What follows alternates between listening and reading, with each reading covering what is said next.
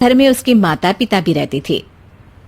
सासू माँ, मैं बाहर मंदिर तक जा रही हूँ, आधे घंटे में आ जाऊंगी। अरे अभी कहीं जाने की जरूरत नहीं है, चुपचाप जाके रसोई में रात के खाने की तैयारी करो। और ये घूंघट क्यों हटा लिया है तुमने?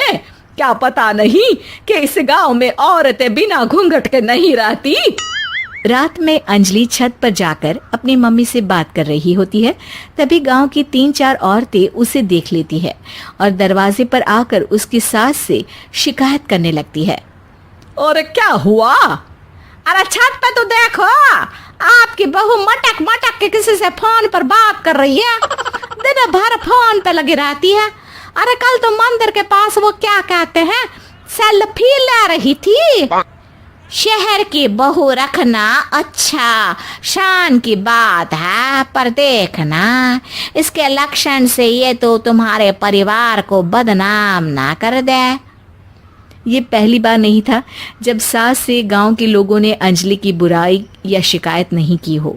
अब तो ये रोज की बात थी। अंजलि ये सब सुन लेती है। जब वो नीचे जाती है तो मुकेश भी वहां आ जाता है। सास कहती है, बेटा, लोग घर आकर शिकायत करने लगे हैं बहू के कामों की, देख लो। पति हो, संयम से रखो इसे।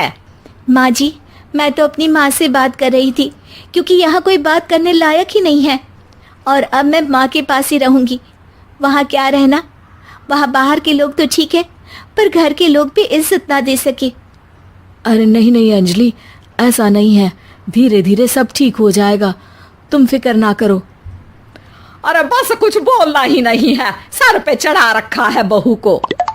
सास मुकेश की नरम बात सुन के वहां से मुंह चढ़ाकर चली जाती है। मैं तो कहती हूँ हम दोनों शहर चले जाते हैं। मैं पढ़ी लिखी हूँ, मुझे वहाँ नौकरी भी मिल जाएगी, और थोड़े दिनों में आप भी वहाँ कुछ काम ढूंढ लेना। अरे नहीं नहीं अंजलि, हम यहाँ ना गांव का खेत, माँ पिताजी को छोड़कर शहर नहीं जा सकते। माँ पिताजी को कैसा लगेगा और गांव वाले क्या सोचेंगे? ये कहकर मुकेश सोने चला जाता है और अंजलि की गांव वालों द्वारा बुराई का सिलसिला बहुत दिनों तक चलता ही रहता है। लेकिन अंजलि गुस्सा ना दिखाते हुए समझदारी से काम लेती है। बारिश का मौसम चालू हो जाता है। जोरदार बारिश से पूरे गांव में हाहाकार मच जाता है। दुर्गा नदी में बाढ़ आ जाती है और बाढ़ का पानी पूरे गांव की फसल तबाह कर देता है। फसल की ये हालत देखकर गांव वाले निराश हो जाते हैं और बात तो यहाँ तक पहुँच जाती है कि कुछ लोग तो अंजलि को इस सब का दोषी ठहरा देते हैं। अरे पूरी फसल तबाह हो गई, पता नहीं किसकी नजर लग गई है। अरे जब से चौधरी परिवार में ये शहर की बहू आई है ना, तब से ही गांव की शांति चली गई है। इसके कर्म कांड से माँ दुर्गा नदी भी खुश नहीं है। ये सब सुनकर बेचारी अंजलि रोते हुए अपने घर चली जाती है।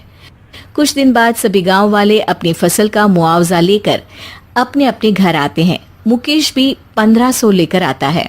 अंजलि को जब पासबुक दिखाता है तो अंजलि हैरान हो जाती है। अरे, ये पासबुक में तो उन्होंने 4000 की एंट्री करी है और आपको सिर्फ 1500 दिए। सच में? अरे, वो सरकारी अफसर आपको बेवकूफ बना रहे हैं। सरकार की तरफ से हमें 4000 मिले हैं, लेकिन बाकी का सारा पैसा खुद ही खा रहे हैं। आप लोग के अनपढ़ होने का फायदा उठा रहे हैं। ये सब सुनकर मुकेश परेशान हो जाता है, लेकिन अंजलि उसे हिम्मत से काम लेने को कहती है और सुबह होते ही मुकेश को पंचायत कार्यालय ले जाती है और साथ में गांव के और लोगों को भी। आप सरकारी बाबू क्या गांव के लोगों को बेवकूफ समझते हैं? आपको क्या लगता है ये पढ़े लिखे नहीं है तो आप कुछ भी मनमानी करेंगे?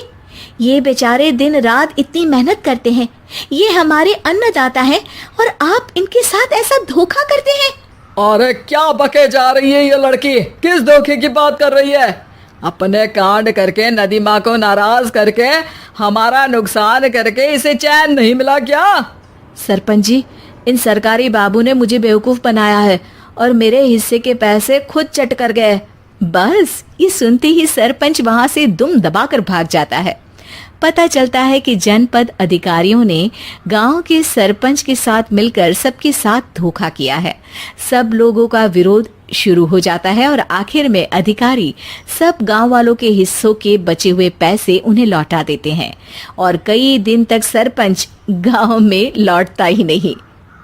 अंजलि, तुम नहीं होती तो हम गांव वालों को तो पता ही नहीं चलता कि ये हमें हर बार बेवकूफ बनाते हैं। हाँ हाँ अंजलि बेटी, हमें माफ कर दो। हम सब तुम्हें बुरा भला कहते रहे, लेकिन तुमने ही आज हमें बेवकूफ बनाने से बचाया है। हमें तुम पर गर्व है बेटी। अब समझ आया कि सरपंच तुमसे नहीं, तुम्हारे पढ़े लिखे होने से नफरत करता था। क्यों ना इस बार हम अंजलि को ही सरपंच पद के लिए चुन ले। क्या कहते हो गांव वालों? पढ़ी लिखी सरपंच। बस पूरा गांव अंजलि के लिए ताली बजाता है और अंजलि की सास उसे खुशी से गले लगा लेती है।